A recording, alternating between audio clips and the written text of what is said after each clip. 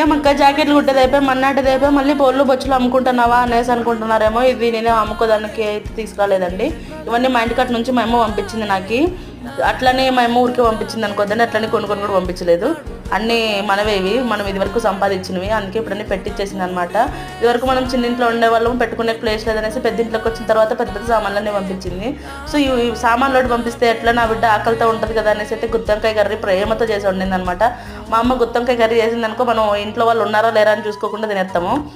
And అట్లాగే పల్లెటూర్లలో ఫ్రెష్గా గోంగూర ఇట్లాంటి ఆకులన్నీ దొరుకుతాయి. సో నాకైతే గోంగూర నిమ్మకాయలు పంపించింది. వాటితో పాటు రేపు పూజ చేసుకోవాలా, గుర్తుంటుంది నా బిడ్డకు అనేసి అయితే తమలపాకులు పంపించింది, గుర్తుపెట్టుకుంటాను అనేసి. వాటితో పాటు సన్నగా ఉన్నాను కదా నాజుగ్గా అనేసి అయితే శనగపిండి వేసుకొని బజ్జీలు వేసుకొని తినమని శనగపిండి పంపించింది. నల్లగా ఉన్నాను సంతూర్ మమ్మీలాగా అంటే మా మమ్మీలాగా ఉండాలనేసి అయితే సంతూర్ సోప్ పంపించింది. మళ్ళీ ఇవన్నీ మీరు చూసినారు కదా, మీరు సబ్స్క్రైబ్ చేసుకొని లైక్ చేసినారనుకో మీకు ఈ జామకాయలు ఇస్తాయి, ఎందుకంటే తీగా ఉన్నాయన్నమాట. ఓకేనా.